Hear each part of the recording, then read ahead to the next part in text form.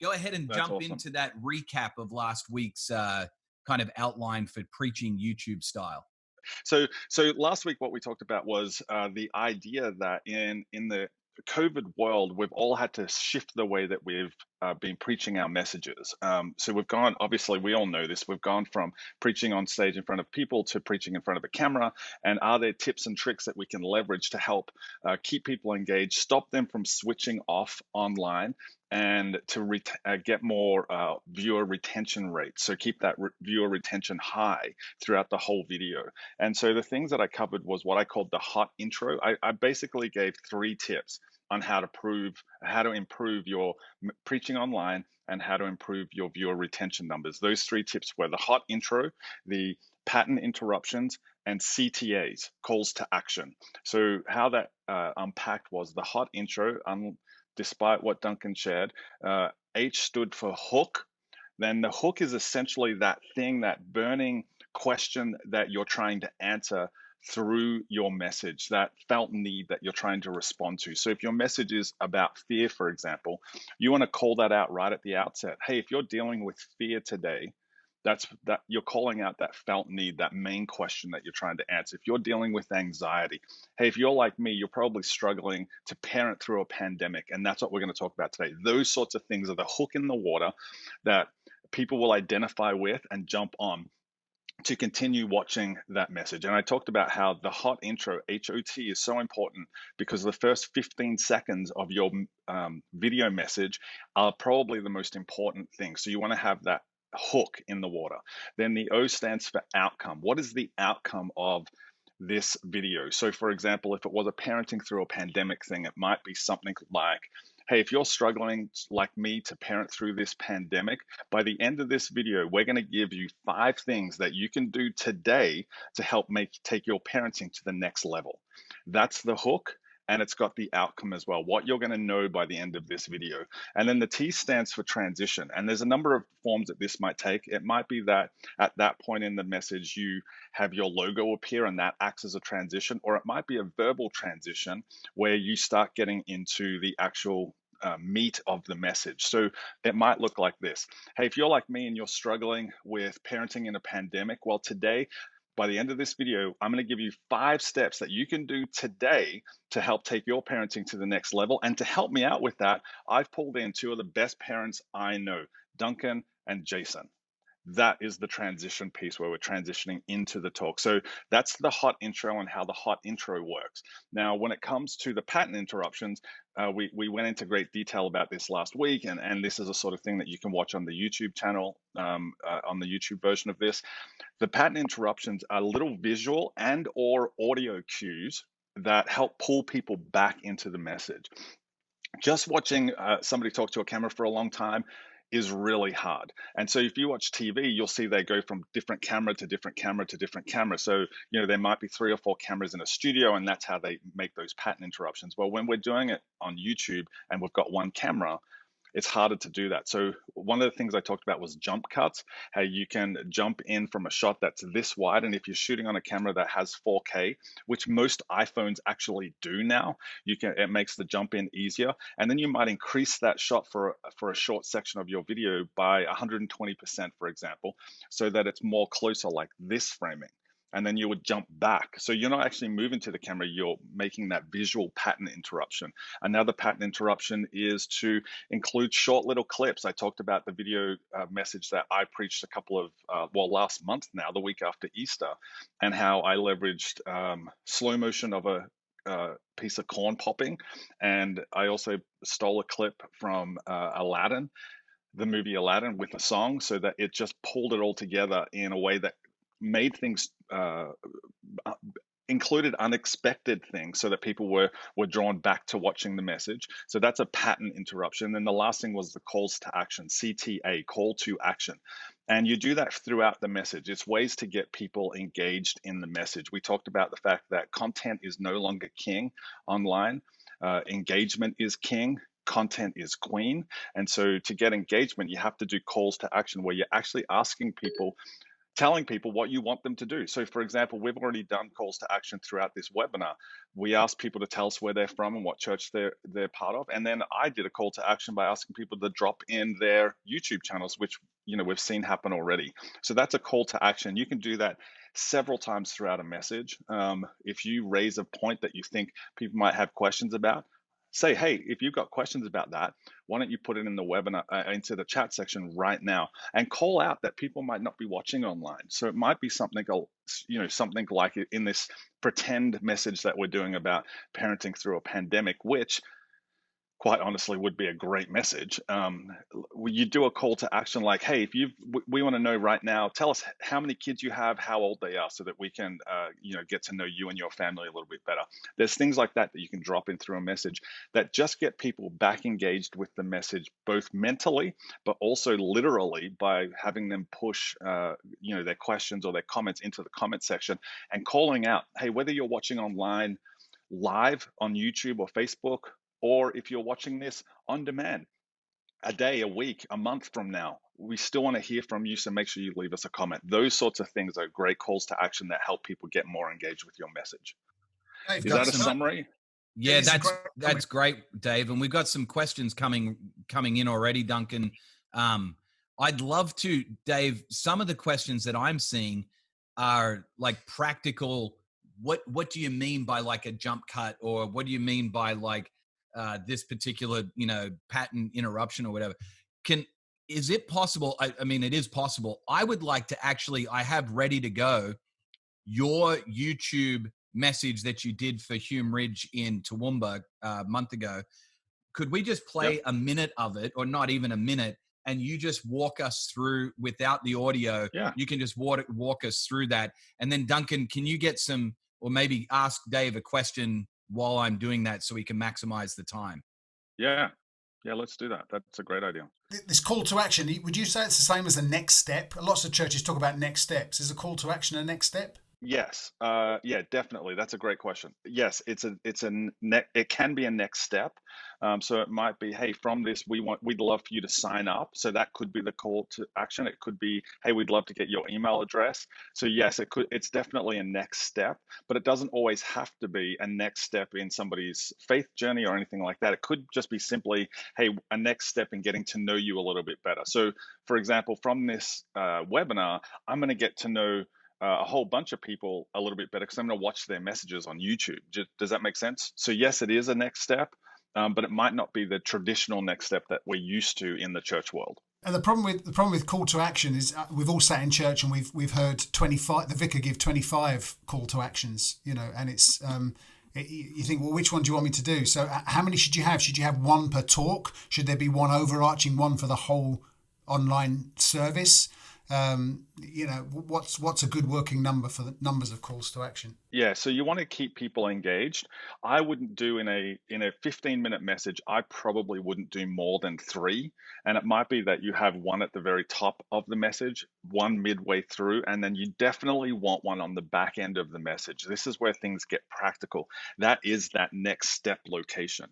So at the end of a message, you want to make sure that you're saying something along the lines of, hey, if this is a topic that has meant a lot to you and you'd like somebody to pray for you, make sure you leave your email address or a way that we can contact you so that we can reach out and just be there to support you. That might be your call to action on the back end. Whereas your call to action at the top of the message just might be, hey, we'd love to know where you're watching from and that sort of thing. So the calls to action will vary, but I probably wouldn't do more than 3. In a 15-minute message, I probably wouldn't do more than 3. Yeah, and would you agree, Dave? You want to be driving towards those throughout your service as well. So everything really should be starting to point towards those. So you don't want to create too many on the front end that have nothing to do with what you're going to be inviting people to do later on, or else people walk Yeah. away confused with, man, I got 6 or 7 calls to action throughout that 30 minutes, and I don't know, I won't do any of them because they weren't clear on which ones was the right one for me. Yeah, and that's why I think they need to be as simple as possible, especially early in the message. If you're only doing 2, make the first one really simple as just leave us some details in a comment. Just answer this question: what's the one And in fact, let's do it now. Hey, what Netflix show should I be binge watching during lockdown? Let me know in the comment section right now. Now, that's just a get to know you thing. And literally, I would like people to do this right now in the webinar because I would like to get some information about what I should be watching. But it could be as simple as that. Whereas you want to keep the one in the at the back of the message, you want to keep that to be a little bit more practical and helping people take a step in their faith journey, not just getting to know them. Okay, so you can see first right out of the gate that I haven't had a haircut in 3 months, so I apologize. So you see the framing just instantly changed there. So you'll see every couple of seconds, the framing will change from shooting about mid-waist, just below my chest, to jumping in to, there it is, there's that jump cut. Yeah. And so what you'll see as this sort of plays out, one of the things I did was I leveraged B-roll. So again, you can see it jumping in and out, and here comes some B-roll. Now, this is B-roll that I showed of the town where I live in here in Atlanta. And there's part of the reason I showed that was I was introducing myself to an audience that might not know me. And this B-roll, literally all this B-roll does is it gives people a chance to get to know me better, but it's something visual that keeps them entertained. So drone footage always keeps people entertained. That's just a YouTube law. So this for me was just an easy way for me to create a pattern interruption so people weren't just looking at my head the entire time. So that jump cut, you'll see I've jumped in. So this is in now. I've pushed the editing process. I've upped it about 20% to push in. And then as the message goes on, it'll drop back to what was the distance I was from the camera. So I haven't moved, I haven't taken a step forward. And I basically did this probably every 6 seconds. You'll see that it jumps in and jumps out. It's not that I'm making a personal point and so I need to get closer to the camera like a slow pan in or anything like that. It's literally me in the editing room, chopping my message up and pushing one section 20% up, pushing it back to normal ratio, then pushing it in 20%, and then pulling it back to normal ratio. It's just that jump cut every 5, 6, 7 seconds. It's not a filming thing, that's an editing thing, isn't it, Dave? That's not what you take. 100%. Yeah, 100% editing thing. You said almost every 6 seconds. How often would you suggest that pattern interruptions are used? Is there too much? Is there too little? What would you suggest? Yeah, if you're doing it every 3 seconds, that's way too much. People are going to feel like they're on a boat and they're going to get motion sickness. You don't want that. So what you want to do is you want to keep it, I would suggest keeping it at about that 6, 7 second mark. Now, really, there's no hard and fast rule for that. It's just don't do it too often. But here's one of the secrets to this. This is, I think, really, really important. What I was doing in this moment was you will see no... I didn't have a lectern. I didn't have a pulpit in front of me. I didn't have my notes. You can't see my notes. It looks like I'm just talking to camera for 15 minutes. But what I was actually doing was I had my iPad set up just underneath the camera, and I was literally preaching my message in paragraphs. And so I would look at the paragraph and I would memorize that paragraph and I would deliver it. Then I would look at the next paragraph and I would deliver it. Next paragraph, deliver it. And that gave me my jump cuts. Here's another kind of jump cut here. I use that life after lockdown as a hashtag, and that was my call to action. So in this part of the message, I was literally saying, hey, I want to know in the comment section, what are you looking forward to most in life after lockdown? Let us know in the comments whether you're watching live or weeks from now on demand, or I want you to go to another social media platform, take a photo of what you're looking forward to in life after lockdown and use the hashtag life after lockdown. And so I'm creating this call to action that happens during the message, but also after the message as well. And one of the things I talked about last week was, you may remember, was this idea that once the message is over, my work isn't finished. It's just starting, because I've now got to go as the person who communicated to go and interact with all the posts, all the comments that people, I want to make sure that everybody gets a comment from me or a response from me during the next couple of days or whenever they post to that hashtag. No, that's great. I think just to key in on something you said really quickly, Dave, one of the beauties of being able to preach or communicate in this style is that you don't have to get up and deliver a 15-minute monologue. I've been doing this now for a couple of weeks myself off of your recommendations, and just being able to speak for 1.5 minutes or 2 minutes in segments, and then you can just pause and look back at your notes and different scenes that you might be shooting or whatever. You don't Yeah. necessarily have to have all of that in one single shot, ready to go. Yeah. Yeah. And here's another key piece of information around this. First of all, I got some comments from some friends who watch this in Australia, who who said like, "Oh my gosh, you preached that for 15 minutes completely to camera, all completely memorized." And I was like, well, no, this is the beauty of it. I didn't have to memorize it all. I was able just to do it in chunks. And the other thing is, when I showed B-roll a little bit later in that message, I've been fortunate enough to go to the Holy Land a couple of times, and I was there in December doing a couple of videos, specifically YouTube videos, where I was in the Judean desert for a couple of days. And there was one bit where, like, literally I'd gone a mile into the desert and people were flying drones around me. The film crew were flying drones around me. And I got that footage because I was talking about what it's like to be stranded in the desert. We're all in a desert season now, right? And so I leveraged that footage specifically. And when that footage was playing, I was literally with my iPad, the microphone, and I was just doing a voiceover. So it took longer to do. Like a 15-minute message probably took me about 45 minutes to preach because of that stopping and starting process.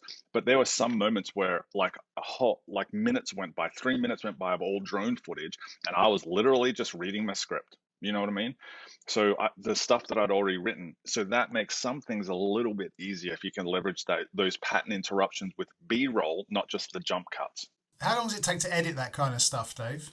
So look, I'm not a great editor at all. In fact, I would say I'm a hack at best. So I'm using a program called Adobe Premiere, and it probably took me 45 minutes to preach to record it, and then cutting it up. The great thing about cutting it up is I'm just going back through the footage and taking out the bits where I stopped, and so it probably took me about again, not very good editor, probably an hour to edit. So I shot it and edited it myself. The crew was me. Literally the whole video, I did the whole thing. So and add to that. So 45 minutes to preach, an hour to edit, and then probably a half an hour to find all the B-roll and that sort of thing. So all up, it was probably maybe 3 hours worth of work for a So 15-minute message. Dave, another question just came in, and this actually came up today while I was shooting this afternoon for an upcoming message this Sunday. The question is, Dave, was your message designed specifically for that location, Hume Ridge, Toowoomba? And if not, obviously, would that be available for somebody else to use as a talk on a Sunday? And I kind of know the answer to the question, because today, as I was shooting, I'm doing the same thing. You're shooting in such a way that it's generic. So I was shooting outside of a church in our local area that has actually become a museum, but I didn't refer to the church in our area by name or the museum by name. I just said, hey, in my area where I live, I drive by this museum all the time that used to once upon a time be a church. And then I went into this. So it's very generic. So thoughts on that concept and how people can leverage that? Yeah, totally. And so that's such a good question. Who asked that? That's Matt Matt. Banks, of course. Yeah. Because he's a genius. No doubt. It's no surprise he asked that question. Yeah. So Matt, to answer your question, what I did when I shoot a message like this, I'm thinking two things. One is I want to make it practical and personal for the church that I'm preaching at, but also I want to make sure that it's evergreen. That's the term that I would use. So years from now, people would be able to watch it still. So what I did in this message was I did actually include the name of the church. I did include a whole bunch of things about why I did the B-roll, but I filmed that in such a way that I knew I could take those bits out. And so what the church in Toowoomba got was this personalized version, which obviously is my heart to make it personal for them. But I've just dropped the link a couple of times into the link to my YouTube channel where this message lies. And what you'll see there is I took all those references out to make it evergreen for a YouTube audience who might stumble upon this in a month or so from now and are still dealing with the same sorts of things, that They feel like life is hot and dry and they're isolated. And that doesn't happen just during a pandemic. We often feel that during life, where life feels like a desert. And so I tried to make it as evergreen as possible, with the call to action not being for that church specific, but the call to action being, hey, when you're in a desert, don't ask God, when can I get out of the desert? Ask God, what can I get out of the desert? So that generic evergreen thing makes it content that anybody can watch at any time. Yeah. Can I ask a question? Can I ask a question of you, Perko? Yeah, mate. Because listening to Dave just talk there. A lot of people, I know a lot of people are saying it's fine for you, Dave. I know you did it all on your own, but you've learned editing and you've got a nice camera and everything else. Just before we jumped onto this webinar, I was having a conversation with you, Perko, and you were saying a month or so ago you were doing a talk, just you and your iPhone. Yep. In the room, because you didn't have all these skills and abilities. You showed it at a church, and what happened next? So a couple of weeks ago, using my iPhone, which is not even the latest one. You can see it's not the 3 camera setup on the back. It's, it's a generation old. Using this Rode Smart Lav with the dongle that comes with your iPhone. You just plug it straight into your iPhone. And I happen to be using one of these gimbals so that as I'm walking, talking to the camera, it keeps a steady cam sort of feel to it. That was it. Then a couple of guys that were on the receiving end of that message who happened to be really good at video editing and really good at, they do this for a living. They capture content for a living, both video and stills, reached out to me immediately and they were like, hey, go ahead and let me get involved. Like love what you did, but I would love to help you out. And so literally within a space of 48 hours, I've got a person now that wants to help out with editing and a person that's already captured video for the following week. So I think the point that I'm trying to make there, and I was saying to you, Duncan, is don't let your fear of it being up here stop you from just taking a first step. Like, have a go. Like, just give this stuff that you're learning, give it a shot and see what God might do with that. And you'll start to attract people that go, oh, they're trying to be creative with how they're communicating. And I'm a creative and I'd love to help them out. So I think that's kind of the point, is to take that first step. That's really helpful, Perko. Just give it a go and see where it takes you. Dave, here's a big question. Neil's asked it, but it's come to, there's so many people talking about this. Am I better to use my iPhone, or even if I've got an SLR, decent camera, am I better to do it from my kitchen like you've done it, just in your lounge, and run my whole service like that because everybody else is at home? Or should we actually be on stage at church and kind of cut and paste, mimic a normal Sunday service, but try and mimic it digitally? It's a big question that lots of people are asking. What's the best thing to do? And so if you are going to mimic the service and put it on stage, how do you do jump cuts and pattern interruptions and calls to actions when you've got loads of worship songs beforehand and the offering and then the compassion talk and all that kind of stuff?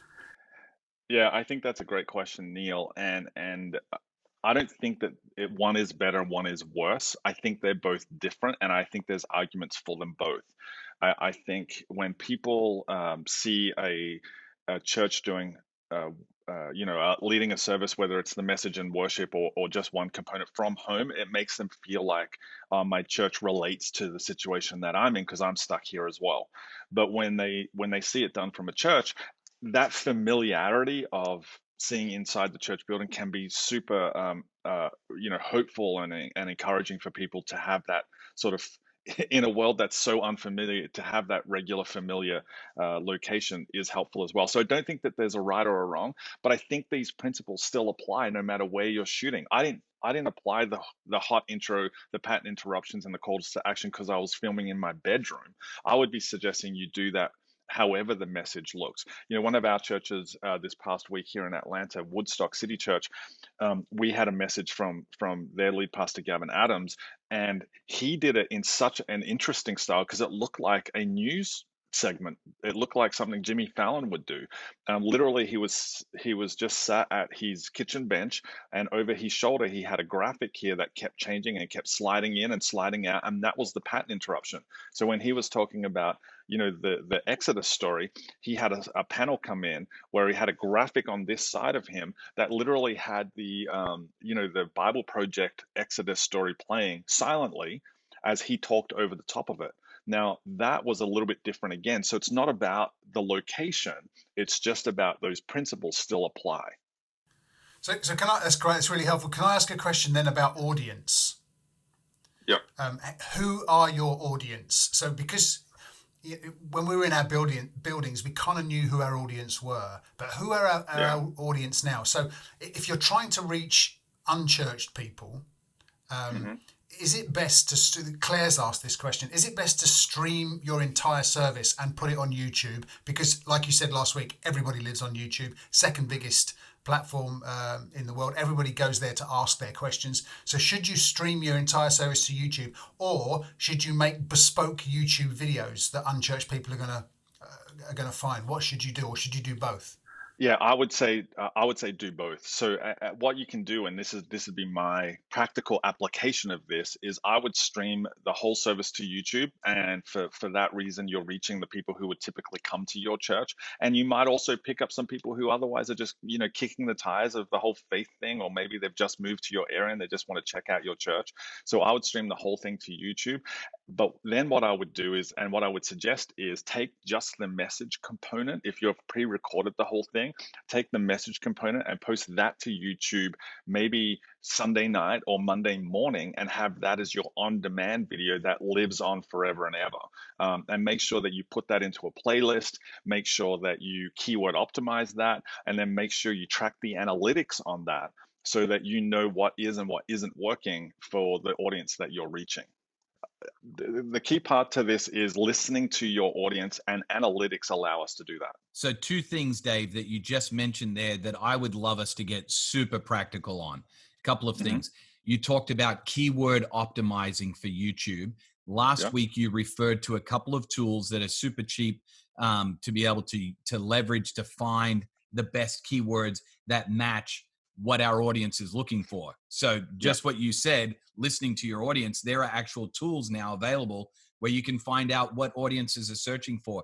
Could you share your screen with us and maybe walk us through practically, what does it look like to use, say, Morning Fame or whatever, to be able to actually keyword optimize? Would you mind doing that? Yeah, for sure. So just out of the gate, there's a couple of different tools that you can use. Some of them are paid, like Morning Fame is the one that I use the most often.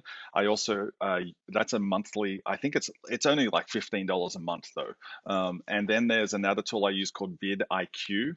VidIQ, which is a little bit more expensive. It's about $50 a month, but you don't even have to pay for these sorts of things. You can leverage just the Google search bar. So when you open up a Google pane and you start typing in, how do I read?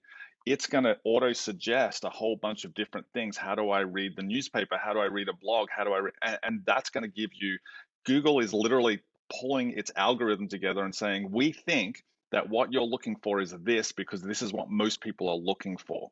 So if you type in, how do I read it's going to probably suggest Bible, because it thinks that that's where you're going. And that is your keyword optimized title right there. So talk about the topic, type it into the Google thing and a search bar, and all of a sudden you'll get keywords. But I leverage tools like Morning Fame, which I'll share. I'm going to try and share my screen. I'm going to try and do this. While you're doing that, Dave, I'll just fill in the gap here with a practical application of what you just described. Last week for Mother's Day message, I went into Google and started typing what to get, and then immediately it fills in your mother for Mother's Day or greatest gift on Mother's Day. So I started the talk with the hot acronym that you gave us, and I said, do you want to know what the most asked question on Google was this week? What to get your mother for Mother's Day. And I bet you maybe Googled it, or maybe you thought about it. If you didn't think about it, I'm a little bit worried for you right now because it's already Mother's Day. But by the end of this talk, I'm going to let you know the greatest gift you can get your mom for Mother's Day, whether she's dead or alive or for the rest of your life. So that using the hook and acronym that you just described, but then also leveraging this keyword optimization in a practical Yeah. way to even set up your message, I think is helpful. Yeah. Yeah, that's Go ahead really and good. walk us through. So you guys can see this all right? Yep. Yep, we see Okay, it. so this is a tool called Morning Fame. Now the URL for it is morningfa.me. I'm gonna leave you all a link in the chat as soon as I've stopped sharing that will show you exactly how you can get access to this. This is an invitation only thing, but I'm going to share mine with everybody and it'll give you a discount as well. So what I typically would do is I would go into a tool like this, and you see here it says you have a video topic in mind. So we've been talking about parenting in a pandemic. So you can see it's already starting to drop some suggestions in. So if I choose this as my topic, I hit that, it literally will run its little course here, and then it will start to throw up some keyword optimized titles. So it gives me a grade, first of all. Yep. To say that parenting in a pandemic gets a C, B, A in certain areas. I'm going to talk to you about those. So I'm going to jump quickly to search. This is why it's giving you those grades. Based on the number of subscribers I have, it says this topic gives me a C grade. Based on the views, the likes and comments, and the relevance of my channel, it's giving me a score out of all those. So it is very channel specific to your church. This is very channel specific to mine. It's calculating my views, my topics that I typically talk about, and it's giving me a grade out of that. Now, if I don't like, I'm not 100% sure if I like this title, what this then does is it gives me similar videos. I'm pointing to my screen like so that you can see, but you can see it anyway. Here are similar videos around that topic so that I can assess whether or not my video is in this ballpark. And if it is in this ballpark, what can I do to change it? Well, I can have a look and say, this one, How to Parent During a Pandemic, got 430 views right here. Whereas this one, Parenting Through a Pandemic, got 34,000 views. So if I can then go up to here, parenting, and change this to Parenting Through a Pandemic, and we see what I hit the search bar and it gives me a new score. So now I've got all A's, but it's not 100% sure about the views. But now I've got A's across the board. So this is more in line with what I would suggest. Then the other great thing that this does is it gives me more suggestions. If I hit the suggestion plus button here, it gives me long tails, parenting through the phases, parenting through, and it gives me a whole bunch of other things. Now in this instance, it doesn't really help me at all. So I would just ditch that and I would literally go with Parenting Through a Pandemic. That's how I would title that video. Yeah. Does that make sense? Yeah, it makes a lot of sense. And it's So tying. Go ahead. Sorry, Duncan. Can I ask a question to that? So you're saying that senior pastors, lead pastors, preachers, are you saying that because normally we might have a kind of a sexy little title like playing the game of family life? That might be our title for our series.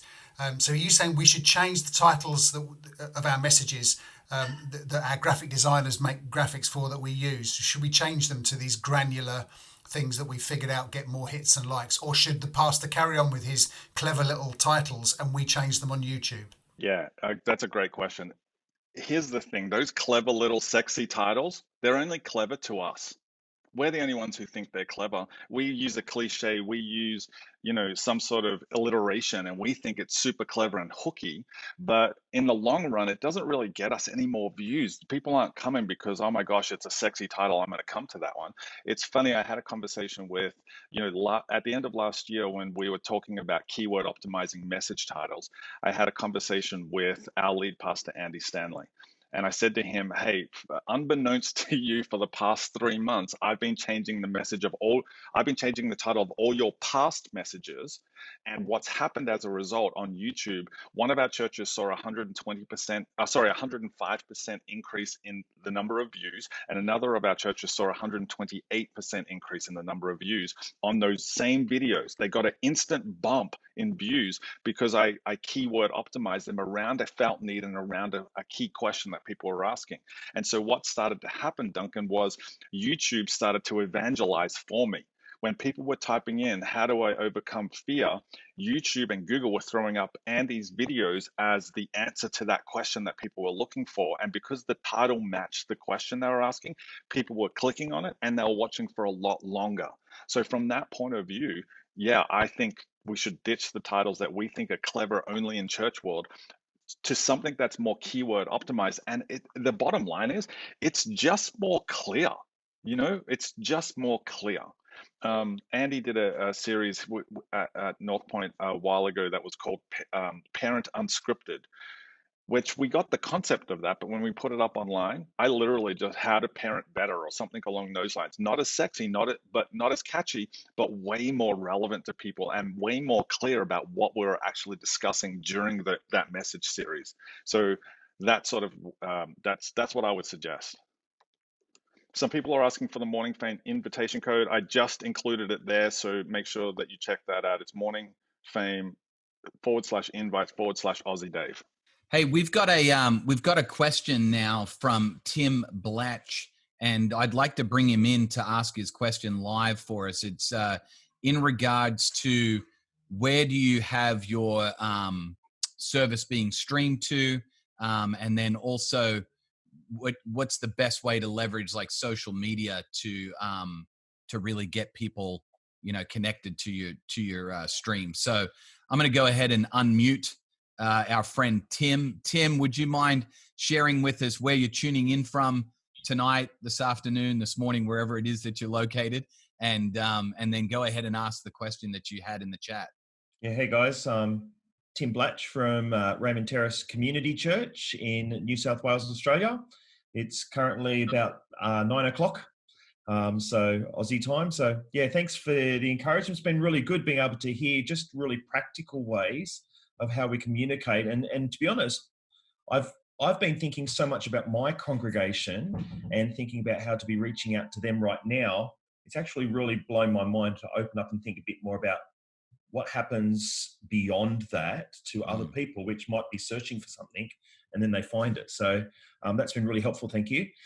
So my question has been probably just because of what we've been used to and locking in. We've been mainly using our platform from our website and also using Facebook as the main means of connecting. We've been hearing YouTube an awful lot as our main mechanisms for joining. So a little bit more information about that. We've been just using basically uploading it to Vimeo. So just seeking out your thoughts on ways you are promoting people and drawing them towards YouTube, social media, actually how you're connecting social media into that. Probably titles is included in that. And also, are you multi-streaming to other places as well, or is it just an exclusive YouTube thing? Tim, they are some great questions, and I love the fact that you're even just thinking broader than just what's happening in your church community. So thank you for doing that.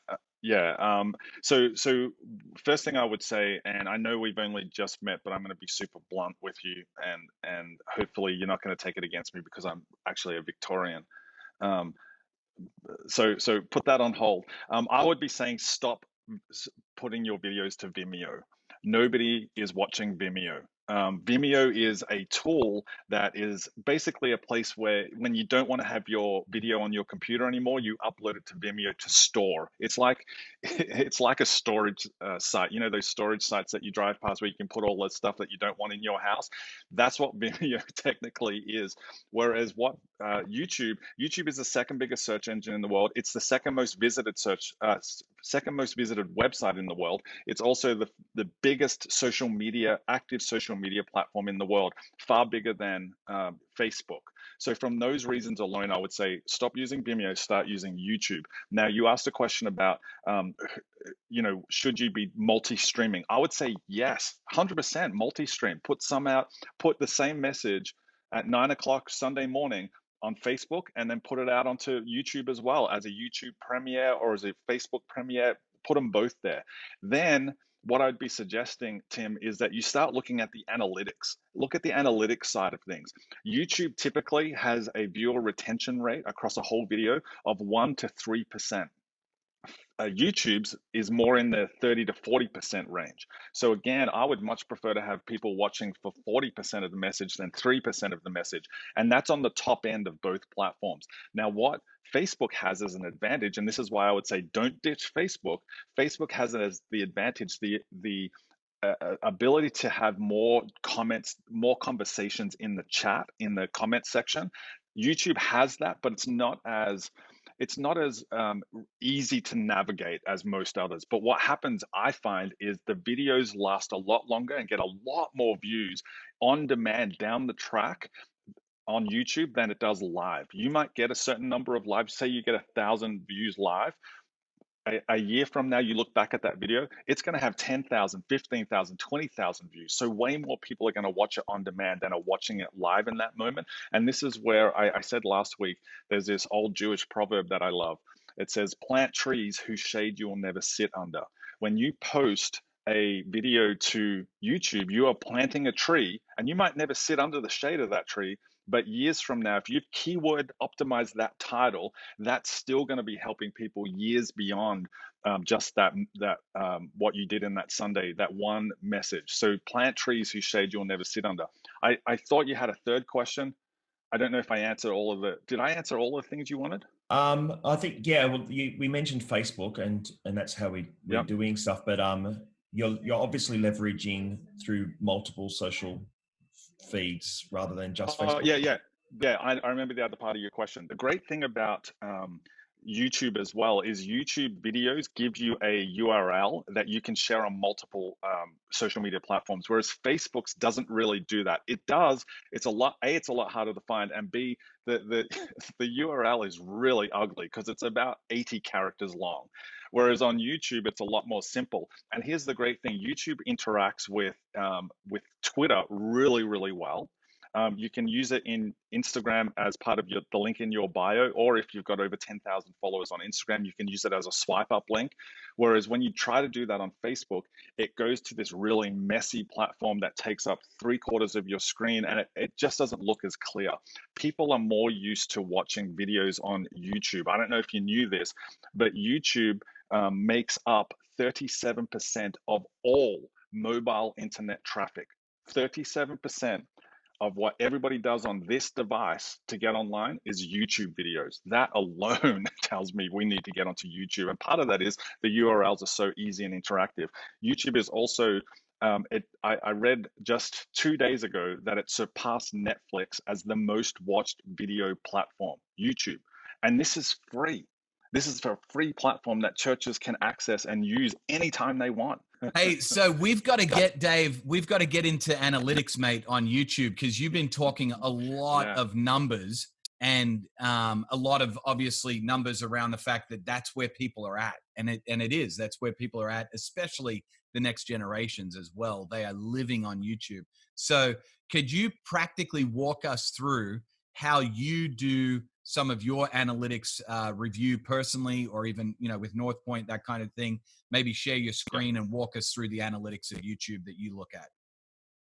Yeah, for sure. That's really good. I'd love to do that. Analytics, I don't really like analytics because I'm not a numbers guy, but numbers matter because people count. Absolutely. And so for that reason alone, you should be checking the analytics of your videos to see what's working and what's not working.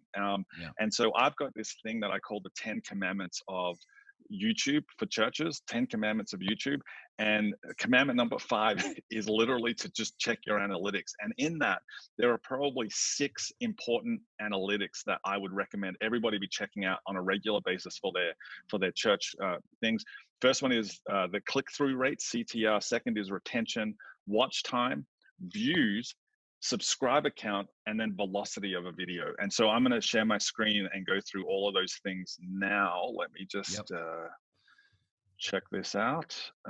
Okay, you can all see that good? Yep, looks good. Awesome. Okay, so basically this is the home screen of, as soon as you log into YouTube, this is what you see. It shows you just a feed generally. So what I do is go up into the top right here and go down to YouTube Studio. Yep. That's where you're going to find all of your analytics. And so then you go to analytics on the left-hand side over here. And this is basically, it's going to show you an overview of your overall analytics for the past 28 days is what it defaults to typically. Once you're in this area, you want to go across the top here. So this is just the overview. And then you want to go specifically across to reach. Hey, just to cut in real quickly, I want to let you know I got 10 people to subscribe to your channel in the last month for you. That's why all those arrows were pointing up. Look That's at why that. you're I going appreciate. up and to the right, up and to the right. I appreciate that. So what this shows, when you're in the reach section, like straight away, it gives you an overview. It tells me that my click-through rate, this is the click-through rate, is 4%. It's actually up 16% from the previous 28 days. Does that make sense? Yep. Okay, and the reason for that, the click-through rate, what that is it is the thumbnail and the message title. Now, typically on YouTube, a 2 to 10% click-through rate is really high. So I'm about middle of the road with 4%. And so what that might mean is I need to go in and maybe change my thumbnail out, which you can do at any time on a video, or change the title. I would suggest only changing one of those to see what's working and what's not working. So that's your click-through rate. YouTube tracks your click-through rate, how many people are clicking on your thumbnail. So you want to have a really good thumbnail for your videos, and how many people are clicking on the title, so you want to have a keyword optimized title. That's how you want to do this. That's the click-through rate. The second thing I said was your retention. So you want to go to your analytics section. I go back to overview. No, sorry. I want to go back, keep on reach. No, I don't want to keep on reach. I think it's an engagement. Sorry, let me just try to find this here. Sometimes it can be weird to find. Okay, so here's the subscriber count. So that was one of my key things as well, was the subscriber count. And what the subscriber count is telling me is how many people in the last 28 days, how many new subscribers I've got. So you want to obviously always be watching that, because that's such an important part of what we do all the time. So click-through rate we talked about a number of subscribers. We want to talk about watch time as well, which is in this overview section. So you can see here, my watch time in hours is 399 hours of content viewed on my on my channel in the past 28 days. And it's usually, it's up because it's usually 114. Now, the reason it's up is because I've literally been keyword optimizing all of my messages and going back and changing things. So I'm constantly tweaking what my messages are and that sort of thing. Now, if I was to go to a single video that I've posted recently, so something like, okay, so this is the message that I post that we talked about earlier. Yep. What this shows me is a couple of things. So you can see up in this corner here, that's the message that the specific video I'm looking at. This is the velocity rate of this message, this blue line here. So what the velocity is, it's telling me that in this gray area, this is typically what my videos get. So this video is ranking a lot higher than my normal videos would rank. Does that make sense? Absolutely. So the gray area is my typical views. This is the views for this video. So you can see just in the last couple of days, it's got a big kick up right in this area. So, and that's probably from you, Perko, constantly pushing that video. So, pushing it out to people. so that's the velocity rate of the video. So you want to, what this tells me is this content is pretty good content, and I should be doing more videos like this. Now, this is literally that message that we just talked about. So it has the hot intro, it has the pattern interruption, it has the calls to action. So you can see the impact that can have specifically on that. And the watch time, the views obviously is important. We talked about the views as well. Views on this video is important to keep tracking, see how many people are watching from week to week, the watch time, how long they're watching for. And this is my audience retention rate. So my audience retention for this video is about 29%. Now, just as an average, if you get 40% on YouTube, that is an incredible video. 40% is pretty high because people have so many options. But what you want to be looking for is this line here and keeping that as flat as possible. So you want to keep that as steady as possible. And the great thing about this it's also the humbling thing. And I'm going to do this, even though I kind of don't want to do it because it is so humbling. When you click on the retention rate, what it brings up here is it shows you that same graph just in a larger form. But when you click on a certain area, it will start playing that spot on the video. So I can literally scroll through this and you can see the video scrolling with me. So if there's a drop off area like there was here, I can literally watch that and find out why people dropped off. What did I say in that moment that caused people to drop off? Whereas there's a little spike here. So it went from 36 to 42. So I can figure out what was I saying right in that moment. Well, what I was doing was I was showing a whole lot of, I can see from the clip, I was showing a whole lot of Instagram posts that Christians typically post on there and how frustrating they are. So that little kick up tells me that people probably probably rewound and watched that part again. So Okay. they watched it, wanted to catch it again, so they went back, and that tells me that if I did a video where I just unpacked a Christian Instagram post, that might be good content for me to share. That might be a good video for me to do. So that sort of thing. Does that make sense? Yeah, because that's of interest. That's what might be a good thing for you to share. Yep. Exactly. Dave, So they're those. Just quickly a minute. Can I ask you put yourself in the position of a pastor? Put your pastor's hat on. You're leading a church, and normally on a Monday morning you're going through how many people showed up, what was the giving like, those kind of things. So now we're doing it differently. Now we're sitting around a computer looking at these kind of figures. So if you're scrolling through your entire service and you're seeing drop-off points, you're seeing that this point in the service, man, everybody clicked away. What are we to do with that? What are we to do with the information, the data that we're getting? Yeah, that information should help you analyze your services. Like Justin from Connexus Church was talking about this last week. They've been changing their service, the structure of their service every single week in response to what people are and aren't looking at, what people are and aren't watching, where they're dropping out, where they're coming back in, and they're adjusting their service to suit. Even at North Point, one of the things that we've been doing over the past 2 weeks. Last Sunday, our message time was like 25 minutes. The week before that, it was 35 minutes. So we've been slowly cutting things back because we're realizing that people are only watching for about 20, 25 minutes of a service. So we've adjusted everything to suit that. So we need to be looking at those sorts of analytics, and then making a determination about what our next service is going to be like based on those analytics. If you're doing an hour and 55 minutes as part of your service and people are only watching 22 minutes, you probably need to cut some stuff out. So you have to make some hard decisions, and this is what the analytics tell us. So does that answer the question? One of the things I love about doing these with you guys is the chat. Quite honestly, I'm laughing at the chat right now. Paul Smith says Perko wants a cut of the $32 I made off that video from monetizing it. And then Derek, 10%, 10.9% click-through rate. That is outstanding. So outstanding. What about the analytics? What about the analytics on Facebook and Instagram? Can you do a similar kind of thing? On Facebook, you can. They have the analytics look completely different.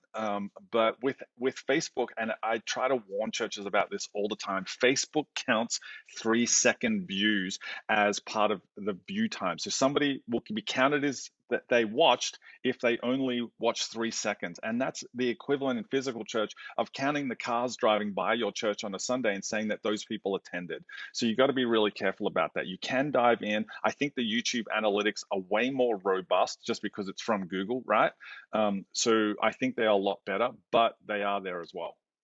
I just put a link to Sunday service last week from North Point so people can watch how we really changed up the service a lot.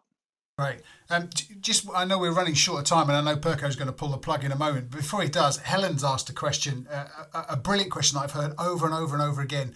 What normally happens again when people come into our buildings, especially if they're guests or they're visitors, is we get to sort of see their face and invite them for a coffee and have a conversation with them. That's a lot harder when they're interacting with us.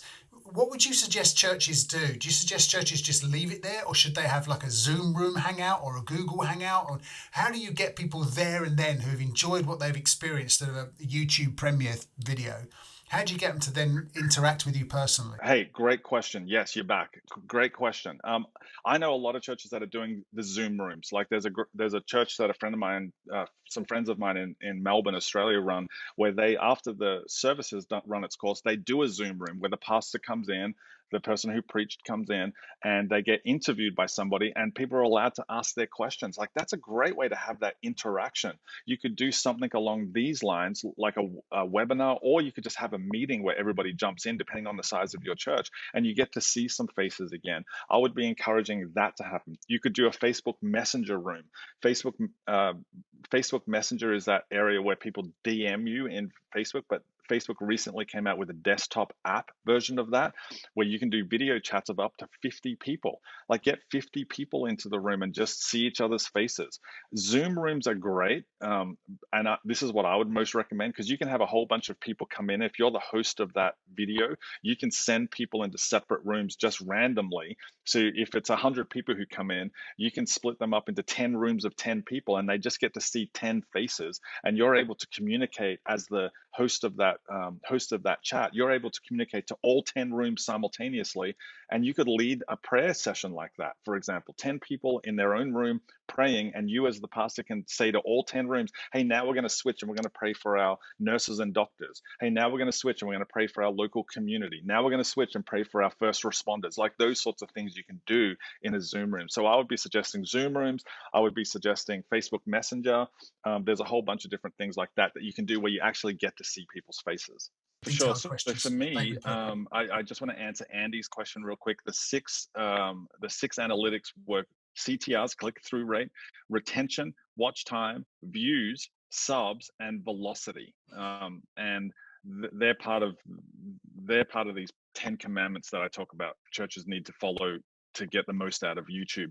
The best way to contact me is just through my email, dave@irresistibleChurches.network. You can do that. If that is maybe too personal, maybe you don't know if that's going to bother me. It doesn't bother me at all. I have a heart to help the capital C Church. And so I would love to respond to you. Or there's another easy way. If you go to Facebook and search for YouTube Your Church, it's a group that I run where literally I just share all of this content continually. So YouTube Your Church is the group on Facebook. If you go there and check that out, it's a group where you just basically say you want to come in. I will pass you and I'll get you in, and then you can ask any question in that group. And the great thing about that is there are hundreds of churches from around the US and around the world who are sharing all of their information in one place, YouTube Your Church Facebook group. So check that out as well. Yeah. Hey, Perko. Yes, mate. Because we can't see you live, but we can see a picture of your younger self by your swimming pool. Somebody's asked this question, and I'm wondering whether this is the question that we can't answer now because it's too massive. But I think this is the kind of question that could become the theme of maybe next week's or a future webinar. Someone said, post-COVID, when lockdown has finished and we're kind of back into our buildings, what do we do about online church? Do we just ditch it and go back to physical? Do we carry on doing it as we're doing it now? Do we plant an online only church and talk about future church post-COVID? I think that would be quite an interesting subject. Yeah, I'm probably one of those people, Duncan, that is leaning into the change significantly because I am maybe a bit of a fan of change, and so I enjoy it. It energizes me, and I think that it is something that we need to lean into. There's too many things that churches have gained through this season that we can't go back to what we were doing before. It's like any other thing that you try in your church. If you see an increase in its effectiveness, you wouldn't say after a 3-month trial or pilot of that particular program or initiative or campaign, well, that was super effective, let's quit doing that. You would look back over that 3-month pilot season of a campaign or an initiative and say, it's been super effective. So let's go ahead and keep going with this. So I feel like that's where we're at with this whole thing with COVID, is we're seeing effectiveness and we need to lean into it. So I think it's a great idea that we continue on with the conversation next week on Wednesday evening. The plan is to do this again, and we'll be able to dive into the topic of life after lockdown and what does it look like to continue doing this type of ministry after COVID-19. So yeah, looks like you guys have dropped some of your information into the chat. I'll go ahead and put my information in there as well. It's just jason@irresistiblechurches.network. If people have questions either about what we talked about tonight or the network here in Australia and how we can be of a support to you guys, we'd love to help answer any of those questions. All of this content as well, Dave, just to reiterate, if anyone missed something or you want to share it with someone, you wish somebody could have been on this webinar tonight, we are posting all of these webinars. We clean them up a little bit and we post them on our individual YouTube channels for both the Further Faster Network and also for the Irresistible Churches Network here in Australia. So make sure you check out our YouTube channels, and you can get all of this content there. Hey, thank you guys for joining us on the webinar tonight. Everyone that tuned in from around the world, super grateful for your time. Can't wait to see you next Wednesday evening. Anything else before we sign off, guys?